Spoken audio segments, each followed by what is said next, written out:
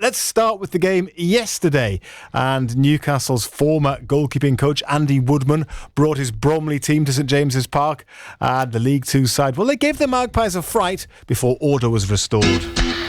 Now headed on towards Whiteley in the centre of Newcastle's half. He hits the floor, nothing given. Bromley edge of the area, gets the shot away and it's in! Wow!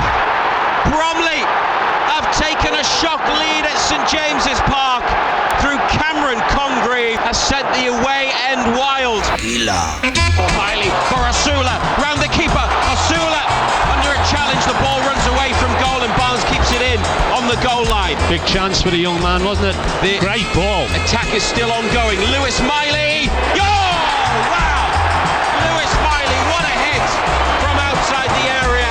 And Newcastle have responded to going behind early on. The cross into this 6-yard box. It's come down to Matt Target. Still Target. Might be a foul. Referee gives the penalty. Gordon scores. And Gordon does what he did against Manchester City here in September, and that is hit the back of the net from 12 yards. Osula sprinting after this one on the right wing. Only Gordon in the box. Now Bruno there as well. William Osula onto his left. Goes for it! And that is a brilliant goal. William Osula is first in black and white. It's a belter. And he picked up the ball on the right wing from Bruno's pass. Then it was all his own work as he cut inside and let fly, unleashing a powerful shot with his left foot across the keeper and into the net. So, yes, 3-1 in the end. Then Osula with his first goal, hence the choice of music, clever choice of music from Liam, who put that together. I'll get Ando's thoughts in a moment. Newcastle, of course, avoiding being the biggest scalp of the round, really, after that early fright. Here's what Eddie Howe had to say afterwards. Yeah, a big scare at the start of the game. I thought credit to Bromley. I thought they played really well today. I have to give a lot of credit to them and how Andy set them up, and tough opponent, tough to score against, very solid in their defensive work, and they scored from one of the first attacks in the game, really, and from that moment it was a big test of our response. Thankfully we scored pretty quickly, and I think from that moment we settled into the game much better. So that was Eddie Howe's verdict. How important was it to score quickly after Bromley did? Because I get the impression even if they hadn't, they probably still would have gone on to win the game, wouldn't they? I don't know. Yeah, I think so. To be fair to Bromley, they came and they had to go and they weren't showing up. Scored a decent goal. Probably scored too early. It was very early in the game when they scored. Miley, who was excellent, especially in that first half, scored a great equaliser, great hit, flew past the keeper. Bringing Guimaraes and Gordon on at the start of the second half gave us a bit more impetus, a bit more pace. Bromley second half found it really difficult to get out. They started to get a little bit leggy. I don't think the result was ever really in doubt, to be fair. He made 9 changes, Eddie Howe, but as I say, the result was never really in doubt.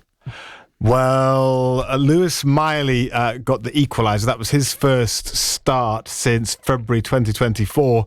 And I think a lot of people felt that he was player of the match. And it looks like he's used his injury layoff to fill out a bit physically. Yeah, I think we've seen a development in him physically, without a doubt. I think when you his age and you spend that length of time out, there's only so many things you can work on. And frustrating injury for him, because it meant he was unable to do much technical work, but he could build his body, and I think he's come back a much better athlete, a lot stronger. Thought he played really well today. It was a big onus on him because he had to create a lot of the attacks. He had to be the one to build the momentum in our play, break lines with his passing. He did, and he scored a spectacular goal. Did you notice that physical difference in him, Andrew? And how did he play, do you feel? I mentioned it a while back, Simon. You could see what game, can't remember which game it was. He was on the bench and watching him warming up, and you could see that he'd filled out. He'd grown into his body. When we seen him last season, he looked what he was, basically a boy. He had a lot of filling out to do, and he's most definitely has done that. He looks a man now. He's big, he's strong. And as I said earlier, he played really, really well, especially in that first half. He ran the show, everything went through him, and scored a super goal. Now, fans have been calling on Eddie Howe to give William Osula a bit more game time, and he hasn't used him much, has he? Doesn't seem to have wanted to use him in league matches, even when he hasn't got a striker, even when Isak wasn't available for whatever reason. Wilson's been injured a lot, of course. But he did himself no harm yesterday with that excellent goal just after the hour mark. Yeah, he's been waiting for that moment. I think every striker does when they go to a new club. You want to score early. I've been a bit frustrated for him, really, because I think the 2 games he's played against back fives, low blocks twice. That's Wimbledon and today, and that doesn't really suit his profile. He's more of a player that needs space, and I think for his goal, that was exactly what he had. He had a bit of space. They were chasing the game a bit more, and the finish from that moment was very, very good. He is a player that excites me. He's got extreme pace. Delighted he's got that first goal, and now hopefully he can relax a bit. It's a great goal, wasn't it? Very good goal. Drifted out to that right side.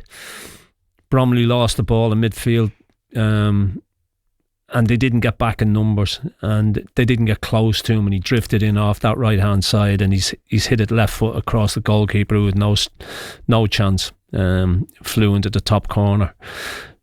Just what he needs, to be fair, because it must be really difficult for him, knowing that week after week he's named on the substitutes bench and he's got very little he's not chance going to come on now. Even when he takes Isak off, he's got very little chance. All I would say is perhaps that we were having similar conversations, weren't we, about Lewis Hall a year or so ago, and Eddie Howe just likes to give players time to acclimatise, doesn't he? However that may be. And now look at Lewis Hall. So yeah, is there comparisons? Not sure. Look, the boy scored a really good goal, but first half didn't really get involved. Had the one chance where Miley's played a great little ball in behind. Good defending, and the goals come from that, to be fair, but he didn't really get involved in the game. Mm-hmm. It was a difficult one for him. It was an opportunity for him to go and show. Now, just because he scored doesn't mean that he's played well. Could have done a bit more. I mean, he said that in that clip, didn't he? That the games he's played, it's been against defences that have had 5 men there, and it's been a low block, and it's been difficult for him to find space. So Eddie Howe said he felt sorry for him. Yeah.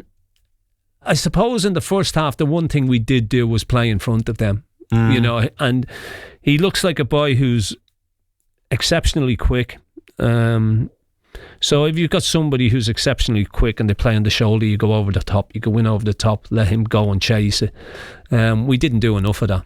The one time we did do it, he got in. But was that because Bromley were just defending so deeply, though? Yeah, they were, but there was still space in behind. There was still space down the sides that we didn't, as I say, first half I thought we had all the ball, we played in front of them. It was really, really comfortable, but we never got them turned round. When you watch the first 11, yes, they get teams turned. They get in behind sides, they press sides, they get in behind it, play little balls down the sides.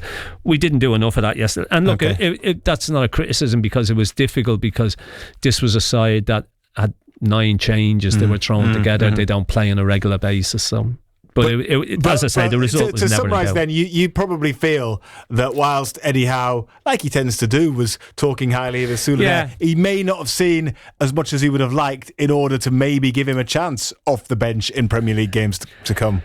It's really, really difficult to gauge Eddie Howe at times, because he bigs everybody up. He doesn't... He loves everybody and talks highly of everybody. Even you. But look, it is what it is. He gave players opportunities yesterday. Some did okay, some didn't do as well as others. Some were poor. But we'll see. I suppose the answer will be, if Isak's fit, and hopefully he will be for Wolves on Wednesday night. If he takes Isak off, will he put? Has he done enough to get the nod to come on? Well, yes, time will tell. Then we will know. Yes, okay. With the game seemingly safe at 3-1 with 20 minutes left, Eddie Howe also gave 17-year-old winger Trevor Sanusi a professional debut from the bench, something that he was delighted to be able to do. Yeah, it is. Trey's someone that's been around us for on and off for quite a long period of time. We haven't seen too much of him since pre-season, due to the numbers in the squad, but he's someone that we do believe in. It was nice to give him his debut today. He's an exciting player, and sure, he'll have enjoyed that moment. What did you make of his contribution, albeit only 20 minutes? Yeah, looks what he is, a boy. We've already spoke about Miley when Miley first came into the side last year. He looked a boy. This young boy's got good feet, likes to get at people. Got out muscled quite a few times yesterday. He's got a bit of growing up to do. He needs to grow good, albeit only 20 minutes. But just being around the first team, getting the taste of it won't have done him any harm whatsoever. Now, Martin Dubravka had his what seemed like an emotional farewell at Arsenal on Tuesday, but he started yesterday. He did have another quite emotional moment, fans serenading him in the closing stages of the game. It remains to be seen whether he's off or not. Here's the latest on the goalkeeper's situation from Eddie Howe. I don't think anything's changed in the respect that we hope to keep him. That's always been my wish. Martin played well again today, so I don't envisage any major news on that. I think hopefully he's happy to stay, and we'll benefit from having him here. Does it feel like something has changed though? Because he thought he was off, didn't he, after the Arsenal game, judging by his reaction? But then he's playing again yesterday. I don't know. Has there been a... I was amazed he played yesterday. Yeah. I thought he would have. Because why not give? Would have changed the keepers around. Why not give Odysseus a go? Whether he's saying to Dubravka, look, we want you to stay. You're going to play. This is a conversation we've had before. As Dubravka gone to him and said, look, I'd love to stay, but I need guarantees. And I don't think guarantees can be given, to be quite honest. Is Nick Pope still number one? Don't know. Dubravka's only conceded the 3 goals. In saying that, in all the games that he's come in and played in, he hasn't had a great deal of shots to face. He hasn't had a great deal to do in them games because of the protection that he's got. The back four has been absolutely superb. But we'll wait and see. There's still a little way to go in this window. But Eddie Howe says he wants him to stay. We'll see what the outcome of that is. Newcastle are still fighting then in both domestic cups. They're trying to climb up that Premier League table as well. Howe was asked if he's relishing juggling multiple competitions. Well, I think we'll enjoy the games. I think that's what we always say. We are here to play. We're here to try and compete and to try and win, and we'll just take it step by step and try and win as many games as we can. Lots of exciting games coming up. We'll talk about them shortly. It was a return to St James's Park for Andy Woodman, the Bromley manager. You might remember he came on this show a few weeks ago to look ahead to what was a big afternoon for him and his team. He was Newcastle's goalkeeping coach between 2010 and 2015 under Alan Pardew, and Razor managed to get a quick chat with him at full time as well. Asked if he felt that there was a different feel around St James's Park yesterday compared to his time at the club. Yeah, do you know what? I never really got sort of wrapped up in the protesting because I just felt it always come from a place of care. The fans just loved the club, so I never really, I know it happened, but I never really took much notice of that. All I ever had was good times here. I had good times on the pitch and I had brilliant times off the pitch. It's a brilliant place to live. It's a brilliant football club, and it's great. This where it's the run it's on at the moment, and the level of player and the culture they've got in the football club. You can see it running through this place, and to see so many staff today and talk to them about how it's changed since I was here, it makes me beam with happiness for this whole area. He's a likeable chap, isn't he, Andy Woodman? And Lovely fella, his team did themselves proud, I guess. They're in League Two.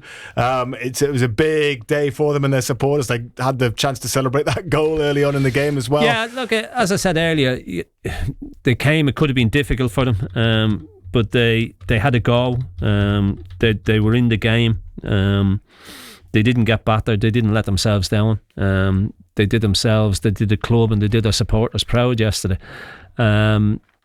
and Andy would have been absolutely delighted with the way that they went about it. Now, they were drawn Newcastle away. You always want a home tie, don't you, Ando? But away. And a tough one as well, in that it's a team they'll be expected to beat. But, if you were going to pick a team from the bottom two divisions, you probably wouldn't have fancied it to be Birmingham City away, would you? No, top of the first division. A big club in their own right. They only edged past Lincoln in the third round. Yeah. The Spurs only edged past Hamworth. Yes. So you can look at there's different ways of looking at it. It's a game that they will be looking forward to. Big crowd at St Andrews. I'm sure they will play the strongest side that they can. I would think us going down there. Be on TV. Yeah, I don't think it'll be a similar type of side to what was yesterday. It'll be you'd imagine it'll be switched. There are a few good third round ties actually with lower league teams playing against the big teams, but I think that'll be one that'll be moved. I mean, it could be anything from Thursday night to Monday. It could be anything from Monday to Monday. It pretty much could. So we will wait and see when it gets moved to, as we expect it will. Let us know what you think about that draw, though, Newcastle fans. Give us a call tonight. I don't think I've given the number out yet. 0800 234 6565. That's remiss of me, isn't it? 0800 234 6565. You can message on WhatsApp 08000 321 333. Start your message BBC. Text 81333, again starting with the letters BBC. Few players weren't risked yesterday, Ando. So Jacob Murphy with his calf, Joe Willock, who we expected him to potentially play, didn't we? But he's got a hip issue. Botman, perhaps no surprise that after playing 2 games in quick succession that he didn't figure, and Isak as well. We knew he was going to be rested. But Wolves to come on Wednesday, and actually tough games midweek for Arsenal and for Forest, two of the teams that are above Newcastle. If they can beat Wolves, every chance they'll kind of close that gap. Yeah. I mean, Chelsea obviously above them as well, but the top four's there for the taking at the moment. Yeah, there's some interesting games tomorrow and Wednesday. There's some tough games there. I mean, obviously there'll be wholesale changes. 2 fullbacks will change. The interesting one is the centre-back pairing. Dan Burn will play. Dan Burn will play left side, left centre-back. It's who plays on that right side. Cher played yesterday. Botman's played in the previous 2 league games after being out for a long, long time, and he's got better in each of the games. I thought he was terrific at Arsenal. So it'll be interesting to see who gets that slot. I think the rest of the team virtually picks itself. Provided. And it's interesting as well that you say that, bearing in mind the quality of both Cher and Botman, that you say Dan Burn plays and is one of the other two. That says a lot about Dan Burn. Yeah, he's been excellent. He's I think not just on the pitch, but for other reasons as well, for his leadership qualities, and I don't think there's any doubt that he plays on that left side. It's who plays on that right side. We'll talk more about that as the week progresses, of course. Miggy Almiron started yesterday. Lots of reports that the club has got offers for him, held talks with potential suitors for him. So you think he'll go. Yeah, the one thing I'd say is it was always going to be difficult for those boys starting yesterday. Because no matter how well they did, and they could have been, every one of them could have been absolutely outstanding and played out of their skins, but they were all going to be left out for Wolves. Yes, without any shadow of doubt. So only Joe Linton will. Maybe it was difficult. It was difficult for them to go and really self-motivate yourself because that thought's in your head. Well, it doesn't matter how well I play. I'm not going to. I'm not going to be in the side, but you've got to go and you've got to do it, and you've got to show the manager that when you're called upon that you're able to go and do a job. I'm sure Almiron didn't want to get injured either in case this move is imminent. Newcastle have recalled Jamie Miley from his loan at Newport County as well. He's 20 years old, made 6 league appearances since signing for the League 2 club at the end of August. That was just 309 minutes of action, so he has come back. And Newcastle's women also in FA Cup action. They beat Forest 1-0 to progress to the 5th round. Cracking goal by all accounts. I haven't seen it actually, but Jasmine Stephen McQuaid scored it, and I have read good reports about it. The draw for the 5th round will take place shortly, so we will keep you posted here on BBC Radio Newcastle. There's one thing that's been suggested to be Hoyd in the River already quite a few times. I completely agree with it as well, and it is the decision to scrap replays. I agree. People feel it demeans further a competition which perhaps is struggling a little bit, certainly in the early rounds. I agree. I mean, Tamworth, for example, would have had a lucrative replay against Spurs, wouldn't they? Yeah, that's cost them a lot of money. It's great for the lower league sides because, you know, it gives them something to play for, really, knowing that if they get a replay, from a financial point of view as well, a replay could keep some of these lower league sides going for quite a bit if they get some of the bigger sides. So I agree with that. Okay, that might well get chucked, but unless you've got something. Oh, you're do you not agree, Marco? No. Well, I agree with what you're saying, John. In some respects, in that it's lucrative, but is there more of a chance of a team pulling off a giant killing if they keep someone to a 1-1 draw or a 0-0 draw, whatever, and go to penalties? Is that a high? If you go to Tottenham, I don't know. I wonder what the result, over the years, what it is of a non-league side going. It must be 999 out of 1,000 lose. I understand that, but if you said to Tamworth, you'll draw 0-0 with Spurs on your own patch, and you'll take them back to Tottenham Hotspur Stadium, I'm sure the chairman and everybody else would be clapping their hands and going, "Whoa!" But you're more remembered if you beat them. If you drew 0-0 and won in the penalty shootout, you might draw Liverpool in the next round. Yeah, but then you might draw Exeter. Yes, but that would be that would have been a big thing for them to have that replay financially. As well as probably keep them going for God knows how long. Indeed. So a lot of people are saying that's a bad thing. That's been illustrated by what's happened to Tamworth this weekend. So that might be something you might want to nominate to go in the river, or you might have other ideas. My daughters Bonnie and Rosie want to hoy football in the river. All right. Which isn't ideal for this show. They say, can we talk about something else? Unicorns, perhaps. Would you like to talk about unicorns? I don't know. I mean, we've got not one of my specialities. Well, tell them to give us a ring, and if they want to talk about them, Pridey's more than happy to talk to. Well, Dave's on the line. I don't know if Dave wants to talk about unicorns. Do you, Dave? Or? Well, good evening. Well, I can do if you want, Pridey. I can do. So, do you know the unicorn is the national animal of Scotland? No, it's not. Nonsense. No, yes, it is. What? It is, and you should know, Pridey. Come on. It isn't an animal, is it? I thought that, no, exactly. Everyone knows that, Mark. The national animal of Scotland is the haggis. Everybody knows that. You're a haggis.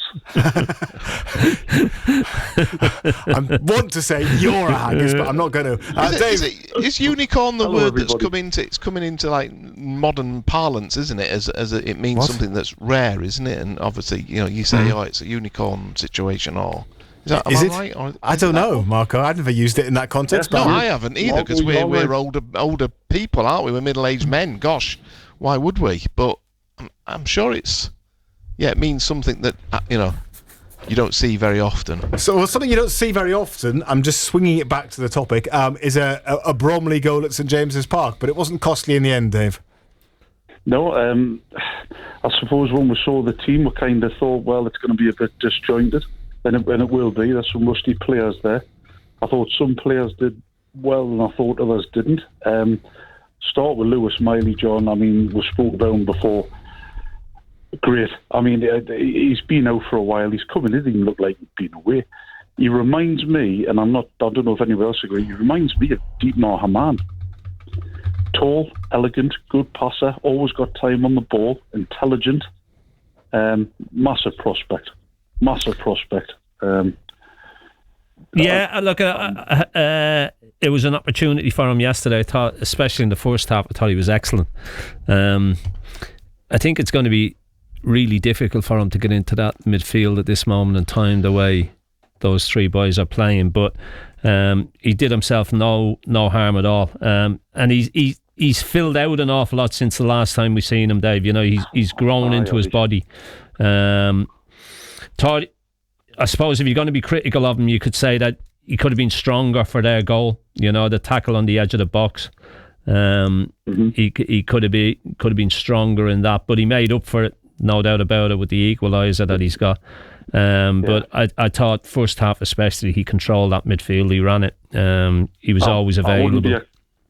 I wouldn't be expecting him to get ahead of the 3 at the minute. No. I do think, though, he should be ahead of Sean Longstaff, as much as we love Sean Longstaff, and he's hot in the club. I just think he should be ahead of him, because I don't think Sean had his best game on Sunday. Asula, great. Everybody's really happy he got his goal. I'm still not really convinced. I know he's hardly had any minutes. I do.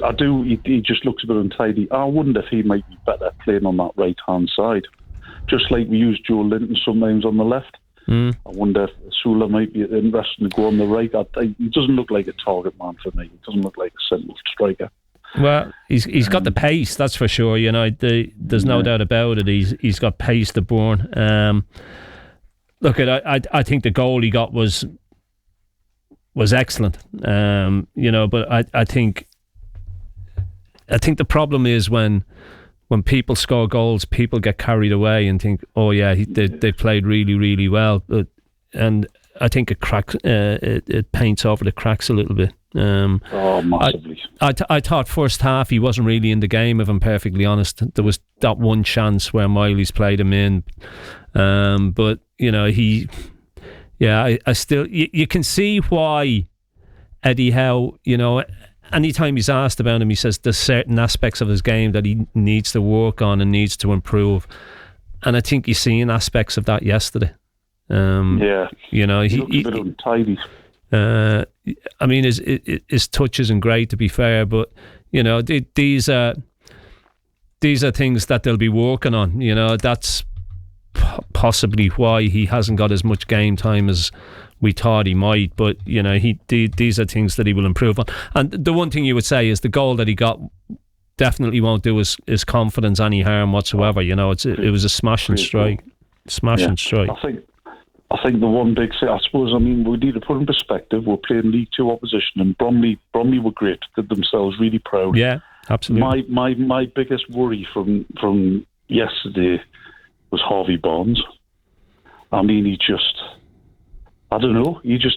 was League 2 opposition. This is somebody who, yes, we know a lot of this side weren't going to be in the Wolves game, but this is somebody who, if Gordon gets injured, should be straight in there. He looked off the pace. I think he might have had a knock at half time, but I would have probably hooked him at half time anyway. I'm worried about Harvey Barnes. It just doesn't seem to be. He can't get any momentum. I think it's difficult for him as well because he's not getting any consistent game time. Look, there's a lot of players yesterday who haven't had consistent game time, and it's always difficult when you're thrown in together. Especially when you haven't played in the same team together for a while. And it's difficult for Barnes because he must know in his heart of hearts that he wants to play on the left-hand side, right? That's his preferred position. But that's not going to happen. That's definitely not going to happen with Gordon there. The only way he's going to get in is going to get in on that right side. The way that Murphy's playing at this moment in time, difficult to see him getting in there. So, he must be thinking, where am I going to get into this side? We'll have to leave it there. Thank you, Dave. I've checked, by the way, you're quite right. It is the national animal of Scotland, the unicorn. Thank you, Simon. It's curious, have a nice week, mate. Thanks very much, Dave. So sorry for doubting you. Yeah. Don't doubt Dave and don't doubt unicorns, basically. And cheers, Dave.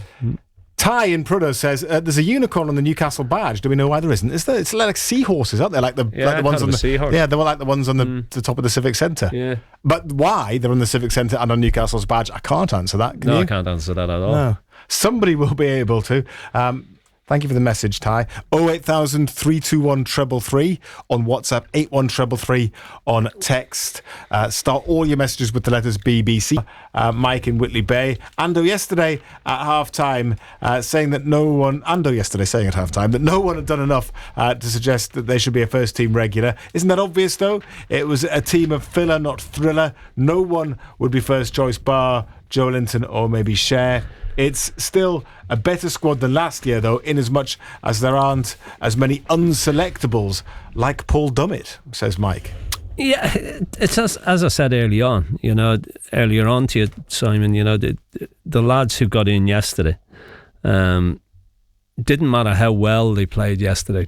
I've already said they could have played out of their skin, but there's no way that they were going to play on Wednesday night against Wolves. The side virtually picks itself. The only position that you would think is up for grabs is who plays on that right side of the centre backs. I think the rest of the team virtually picks itself. If Isak's fit, Isak plays. Murphy's fit, he comes back in on that right side. Midfield three are the same. Two full-backs come back in. So it didn't matter how well anybody done. They're not, because of the run that these boys are on. And they're all playing exceptionally well individually, and as a collective unit they've been exceptional. So none of them boys were ever going to be able to do enough to get in.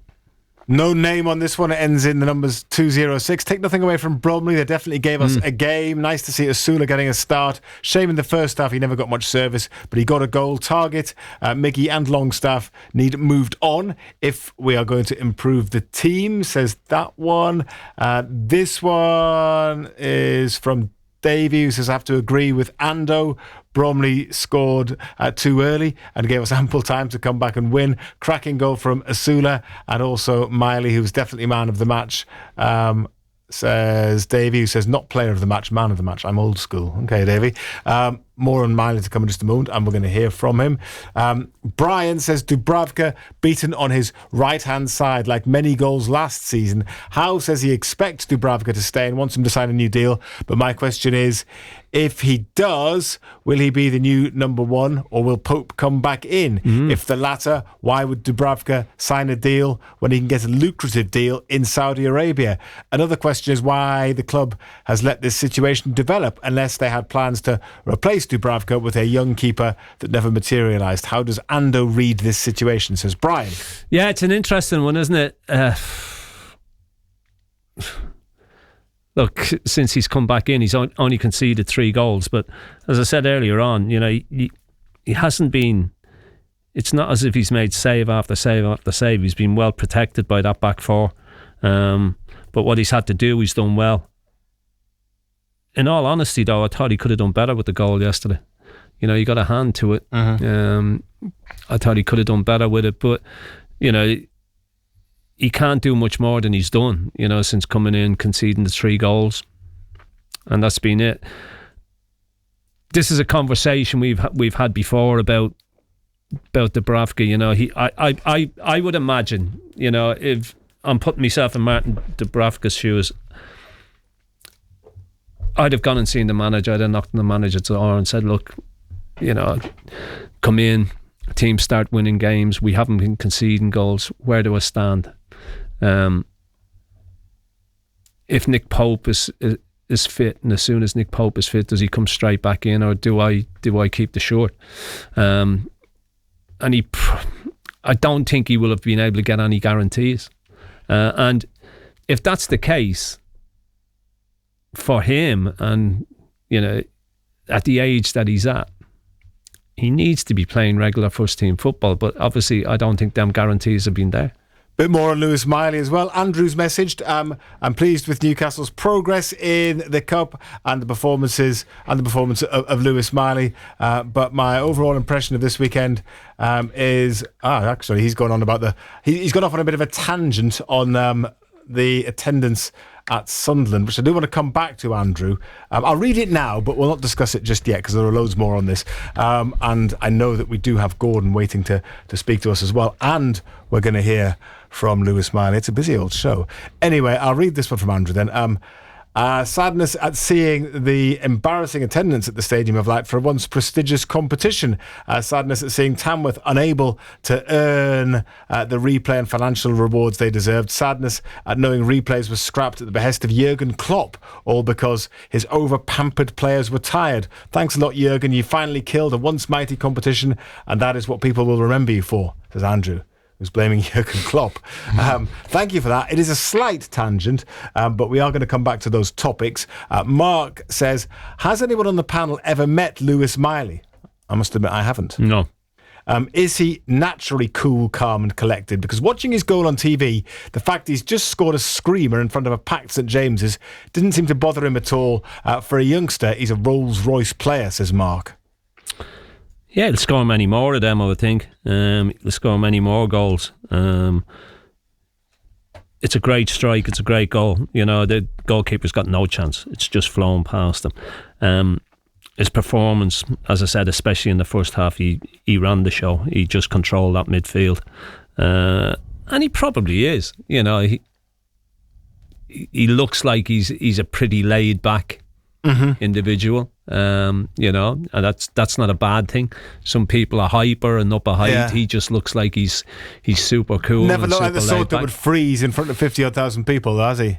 No, and he most definitely didn't do that yesterday. No, he didn't. You know, he was, as I say, he was the best player on the pitch, especially in that first half. He's just 18. It was his first start for Newcastle, actually, in almost 11 months. So, yeah, he scored and he received the Player of the Match award as the Magpies won 3-1 in the end against Bromley. And he spoke to Razor afterwards about, well, how relieved he is to be back in action after recovering from injury. Yeah, it was obviously really frustrating, obviously going from my back to then my foot. It was a really hard time for me, but I think personally it's made us stronger and better as a person as well too, so I think that proved it today. I look a lot stronger myself, and yeah, I think it's done us good. Do you feel like you've developed physically as well? I mean, we mustn't forget you're still only a teenager, but the time off and the work you've done, you look bigger and stronger. Yeah, I've definitely got a lot physical. Obviously the lads in the gym have bulked us up a lot, and I think that's really helped us being back on the pitch, and I think it's showed really. You must have been desperate for this start because you've only made, I think, 3 substitute appearances this season before today. You would have liked more football, but it's difficult, isn't it, when the team's performing so well? Yeah, it's difficult. Obviously, everyone's playing really well at the minute, and I think we've got a really good group of players, but I think it can only make us better onto the next bit of the season as well. Played very well, speaks very well as well. Lewis Miley speaking to Razor after the game. Gordon's been hanging on the line a while, so let's go to him now. Evening, Gordon. How are you doing? Good evening, gentlemen. And it is a good evening after. There's a couple of points. The first one is I was at the Hereford game when we got beaten, and every match of the day coming up to the FA Cup, they show that Ronnie Radford goal. Yes. And it brings back nightmares, that does. So for us to beat Bromley, I think was a good match and a great result. You know, whichever way you look at it, it was their day, and it was great to see Andy Woodman back and getting the respect he deserved for the work he's done up here. So that's the first point. The second one is, I think it's already been mentioned, is the stop of the replays. I think is a bad point. I mean, do you imagine what it would have been like for Tamworth to one? You know, it's to protect the big clubs, you know, but Tamworth to have gone to White Hart Lane, you know, and all this. I still think the replay should have been kept. Yeah, I mean, your first point, look, I think Bromley came and they gave it a right go. You know, I don't think they let anybody down. They didn't let themselves, the club or their supporters down. They probably, when they went ahead, you start to dream a little bit. If anything, they scored too early. They had another chance as well just afterwards that could have made it 2-0, to be fair, when the boys just whistled one wide of Dubravka's right hand post. But even at 1-0, you never thought it was going to. They had enough to be able to hold out, and they were in front for 7 minutes, I think it was, and then young Miley came up with a great strike. But yeah, full credit to them. They weren't embarrassed. Yes, we won 3-1. I mean, a lot of people would have thought we would have won by an awful lot more, but Bromley came, had a go. I think second half they found it really, really difficult, especially when brought Guimaraes and Gordon on. Gordon's pace caused them all sorts of problems. As far as the replays go, Gordon, I agree with you. I think it's, Tam Wood would have loved to have got a replay and gone back to Spurs. Especially from a financial point of view, that sort of income could have kept a club like Tamworth going for a long time. And look, at the FA Cup at one stage was all about it was all about shocks and one thing, but it was all about the lower league clubs and non-league clubs getting those big ties and getting the financial rewards that came with it. But unfortunately, with the replays being chucked in the river, so to speak, them days have long gone. It is, and I tell you what, though, great praise to Lewis Miley. I think it's a long time since we've seen him, and to come back and the performance he put in was tremendous. So hopefully he's back on the scene now, because he is a great talent. There's no doubt about it. And as you said, he ran the show really. He was brilliant. Yeah, I mean, look at it. It's good for him. He's waited. He's had those injuries, but you can see last season when he first got in the team, he looked like a boy. He was a slim boy. There wasn't a great deal on him. But now he's grown into himself. He's obviously worked very hard. When he's been injured, he's got himself in the gym. He's built himself up. He looks a big, strong boy, and that'll stand him in good stead. And it's good to have him back. He looks like a boy who's got a big future in the game. Gordon, thank you very much indeed. All the best, lads. And to you, cheers, good Gordon, to talk thanks. to you. Let me do some of your Sunderland messages now, because loads coming in. Haven't had a chance to read too many of them out up until now. This one is from a very disappointed Philip. Pretty disgusted on how the hierarchy handled the cup tie. It was obvious by only opening two parts of the stadium how seriously the game was being taken. After last season's debacle with Newcastle, you think lessons would have been learnt. I was around in 1973 and I know what a cup run does for morale. Very disappointed, says Philip. I mean, I guess they only opened those parts of the ground because they knew what the ticket sales were, and how many were likely to show up. So I'm not sure what else they should have done there. They must have made that decision early, though, mustn't they? Because don't the season ticket holders get to buy their ticket, don't they? They get to buy their seat. So yeah, did they change that late? I don't know, because if someone had a seat in one of the sections that wasn't open, I don't know what they did. I don't know what they did, but it's. Maybe they predicted it. I don't know. I mean, look, we saw some full stadiums. I don't know if clubs had different policies. For me, I think the best thing to do is just add that first round tie onto the season ticket. Does that not make sense to preserve it? I don't know. I mean, that might, yes, that might. But then would the club lose money on that? They would, I guess, but would would they gain in perhaps being more likely to progress in the competition and create a good atmosphere in the ground and a general feel-good factor? There are lots of people getting in touch about Sunderland's attendance in particular, both Newcastle fans and Sunderland fans. I'll just read a couple of them out. I can't read them all because there's so many. Paul says, good evening, lads. I have to mention the empty Stadium of Light and why you think that it might have been. Do you think it was too cold, or they've played Stoke too many times? People just couldn't be bothered? I don't know. It's a strange one.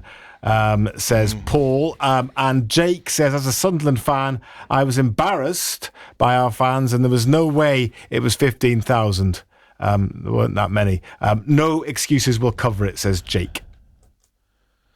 Yeah, to be honest, I wasn't in the stadium, so it's hard to tell. But the bits that you could see were quite full, and they some of those sections do take a lot of people. So it's hard to tell, but so 15,000 it's a 48,000 seater stadium. So 15,000 is less than a third full. So you have a third of the ground open, and that's sort of fairly full, and then the rest of it's completely empty, basically. But 300 from Stoke, I think. Yeah, I mean, look, I've it's hard for me to comment on it because I've never owned a season ticket. I've never paid to go to a football match in my life. So it's really difficult for me to comment. But there was a lot that wasn't particularly enticing about that tie. As you said, we've played Stoke 3 times. They're not always one of the best teams to watch as well, and maybe just time of year, expensive time of the year, all those factors. Gaz in concert says, I've heard some Sunderland fans saying that they weren't interested in the FA Cup and would be happy if they lost to Stoke. Definitely not real fans of the club, in my opinion. I am gutted if we even lose a friendly, says Gaz in concert. Couple more on different topics. Hi Simon, this is from Brian in Gateshead. Hoy extra time and penalties in the River. The best cup competition has been devalued and lower league clubs have been robbed of a big financial boost, especially Tamworth, just because the Champions League games have been increased. Bring back replays, says Brian. I don't think that's ever going to happen now, but I tend to agree with you, Brian, I have to say.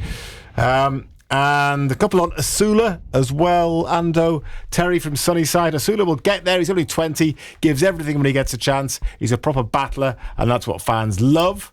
And Paul in Morpeth says, good to see Asula getting a game. It's a shame he never got much service in the first half, but he did get 70 minutes game time. Let's hope he gets more time. Excellent to see Sanusi getting some game time as well. He is lightning fast. I wish he could play on the right, and he could have solved the right-sided problem. He reminds me of Alan St. Maximin. Alan St. Maximin, says Paul, who you were very fond of, weren't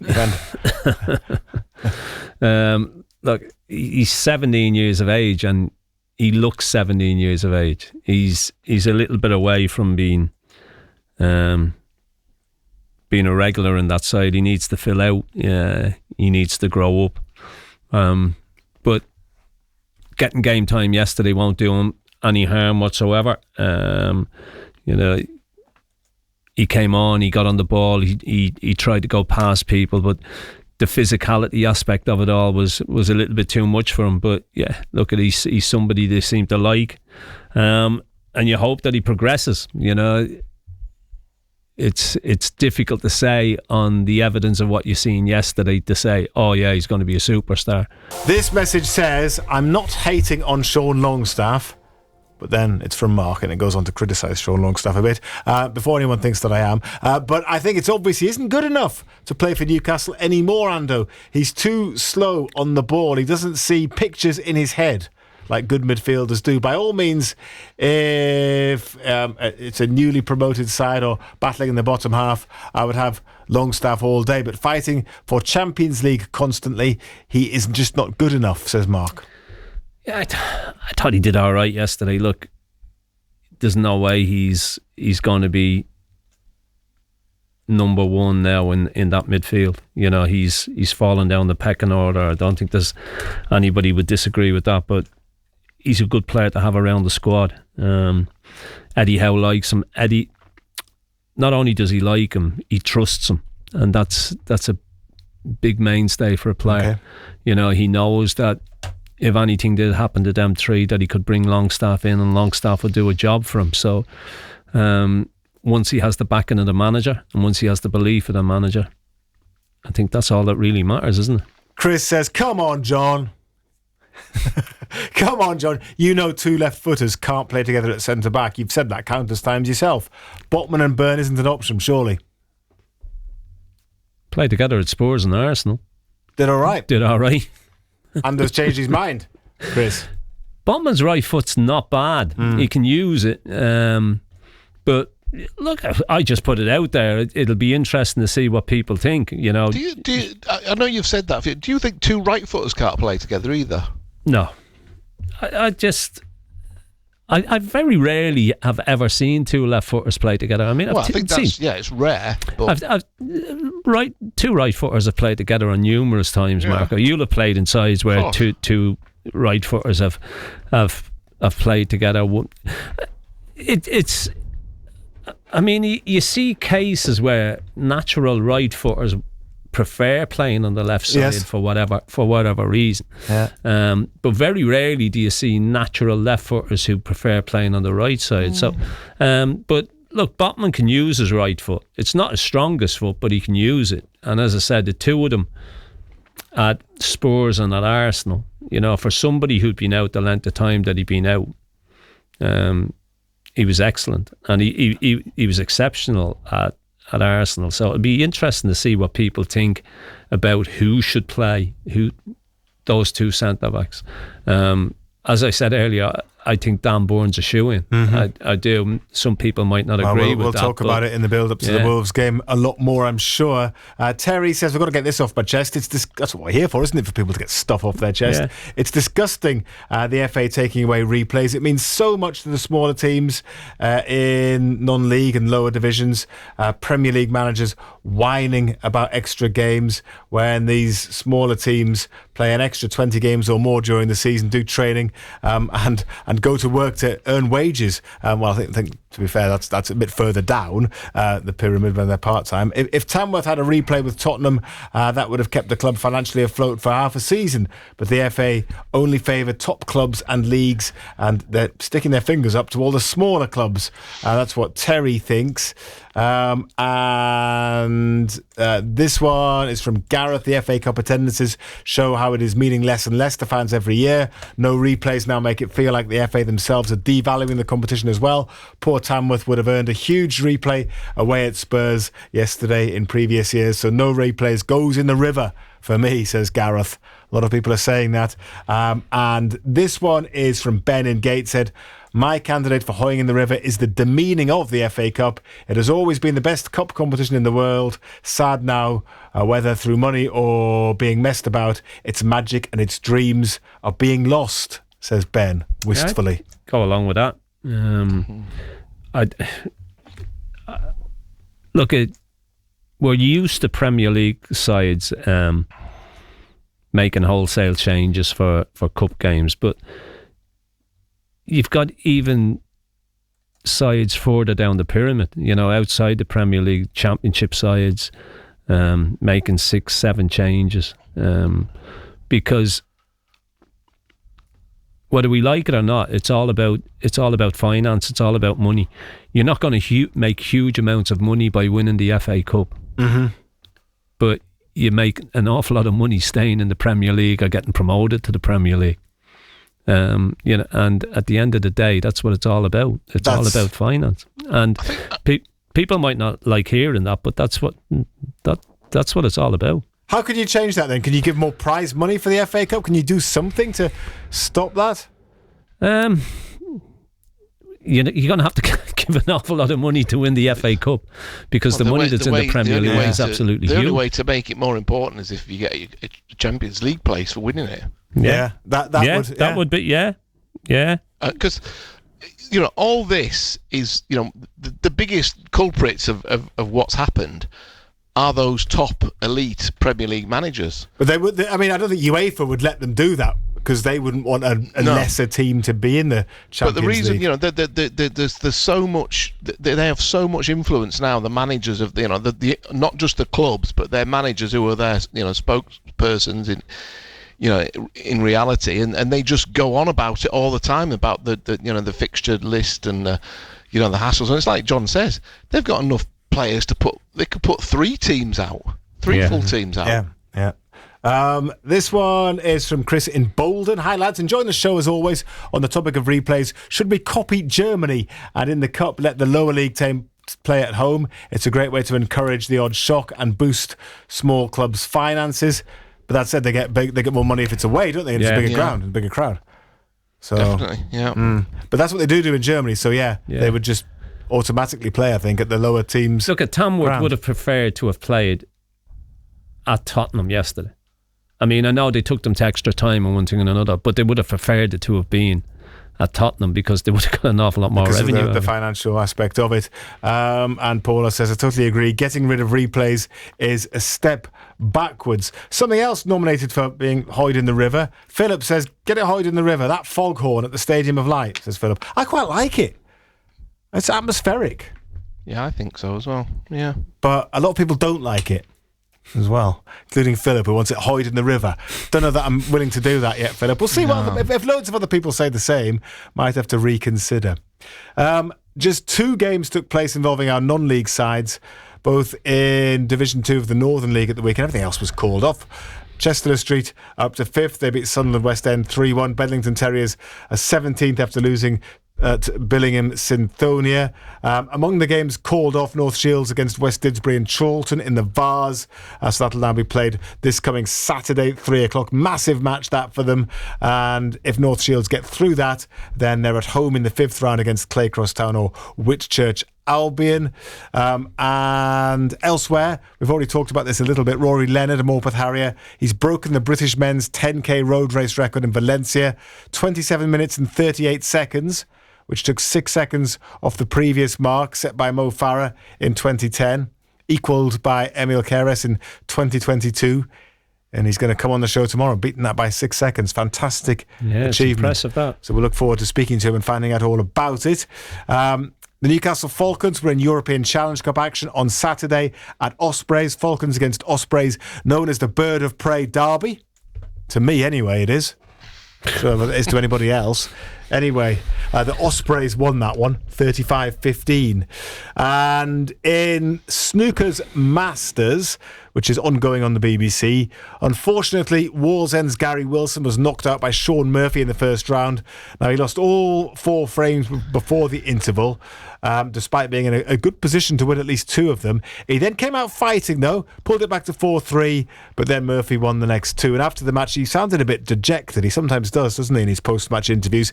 He spoke to Ken Doherty, who put it to Gary that the outcome could have been very different on another day. Yeah, in another life, maybe. I'm fed up.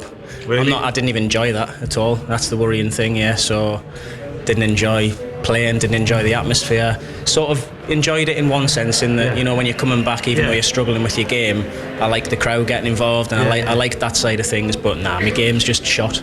So.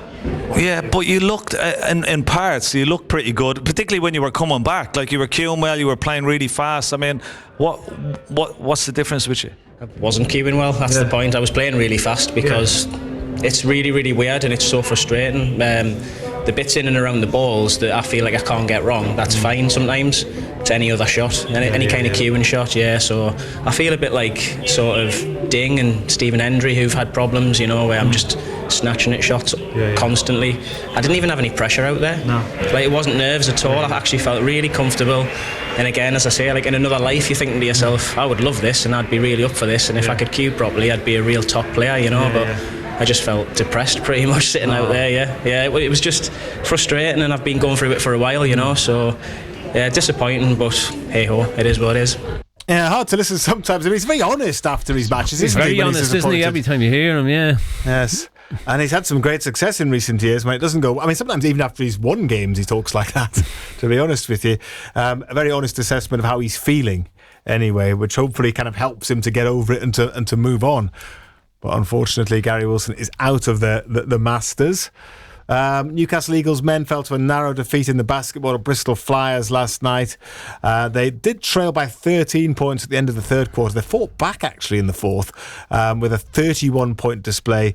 So the deficit in the end was just 4, 98-94 the score. The Eagles women beat Nottingham Wildcats 89-64. The Durham Palatinates lost 85-68 at home to Caledonia Gladiators on Saturday afternoon. But they won at the Leicester Riders yesterday. And in ice hockey, Whitley Warriors, well, they led 4-3 at the end of the second period at Deeside Dragons last night, but they fell to a 7-5 defeat because they conceded 3 in the final period, unfortunately.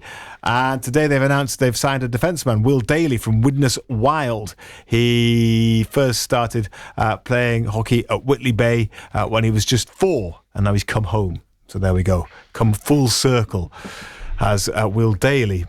Right then, I'm going to do some more messages before the end of the programme, but we'll have a chat to Morris next, who's a Newcastle fan who's on the line. Hello there, Morris. How are you doing? Hi, Pridey. I'm doing very well, thank you. Everybody okay? Yeah, good, Morris. Thanks. Very well, thank you, Morris. What did you make of the win over Bromley then? Yeah, very good. I'll tell you what I was impressed with was the Bromley fans. I thought they supported the team right to the end. Talking to a couple of them after the match, and they were buzzing that they'd come up and had a good game and given it a go, and you know, really respectful to the Newcastle fans. So it was good. It was really entertaining.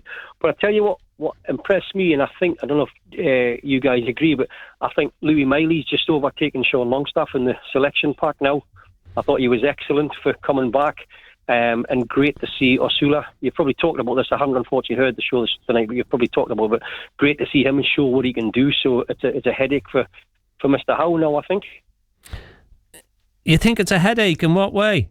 Well, I mean, I think he's got to give him time now. I think he can take, instead of taking Isak off and putting Anthony Gordon up front, I think he's hopefully seen a bit of confidence in young Osula that the fans are shouting for him to come on, and sometimes you're scratching your head when he takes the striker off and puts Anthony Gordon up, where Anthony Gordon, we all know, is far more dangerous on the wing. Just go like for like. I know it was Bromley, but Osula, his runs he makes, I've mentioned this before on the show, he's superb, and I think you've got to give him a chance. Let him prove himself for the last 20 minutes when Isak's getting tired. Yeah, I think this is something we spoke about earlier on, Morris. I think it's going to be really interesting when he does make those substitutions, take Isak off, whether he will throw Osula on now. He keeps saying that there's aspects of his game that he needs to keep working at and needs to keep getting better at. But the only way that's going to happen, yes, you can work at it in training and you can do certain drills and you can work with the staff and whatnot. But the only way you need to put that into practice, and the only way you're going to do it is by getting game time. So it'll be really interesting the next time that he does make that substitution. He does take Isak off, whether he's prepared to bring Osula on. We've got to trust Eddie Howe. He likes to keep them back. He's done it with Bruno, he's done it with, Tonali when he was available again, and he's got his favourites, and I get that. So we've got to trust him. And I tell you how much I trust the team, Ando. I had a 2-0 bet on away at Arsenal last week, and I cashed out at 117 quid with a couple of minutes to go because I thought we were going to score or they were going to score. So that was a nice little earner for us. Nice one, yeah. Well, look, I said if he hadn't have made the substitutions that he made, I thought we would have gone and scored again. But look, he decided to make the substitution. He decided to stick with what he got, and anybody would have taken that result before kick-off. I mean, you'd have taken 0-0. You probably would have taken a 1-0 defeat, to be fair. Yeah. So to come away with 2-0. The only disappointing thing about it, Morris, is the fact that we've got 4 games now between now and that second leg. And there's a lot can happen between now and then. So hopefully everybody stays fit and in good health, and we can finish the job off when they come to St. James's. Absolutely, confidence is high. The way we're playing at the minute, we wouldn't fear anybody, really, would we? No. Especially at home. The way they're playing at this moment in time is it's great to watch as well. They've got a buzz about them. They've got an aggression. Some of the football they're playing has been tremendous, and you're right, confidence is sky high, both individually and collectively, and they fancy themselves against anybody, to be fair. I thought the crowd were excellent with Martin Dubravka on Saturday as well, when they were singing Martin Dubravka, we want you to stay. I thought that was a lovely touch. I don't know if you heard it, but Dubravka applauded the fans. Yeah. They're making it known, and the way he's playing, if Pope gets fit again, I would keep him in. Well, I was just going to say, where do you stand with Dubravka? Yeah, I would keep him in. I think he's better with his distribution and his feet, and I think Pope's a better shot stopper. But you've got to pick players on form, and he's on form. He hasn't made any mistakes, so keep him in for me. Yeah, it'll be interesting. I mean, we don't know how far away Pope is. I don't think that Dubravka's done anything wrong. He hasn't been overworked, to be fair, since he's come back in. But what he's done, he's done well. You can understand why he's looking to move, because he's not number one, and he's used to when Pope comes back, he gets sort of chucked out a bit. But fingers crossed, he shows a bit of faith in him. I'd like to see that. Yeah, it'd be interesting to see what happens there. Okay, actually. Morris, thank you. Pleasure. Cheers.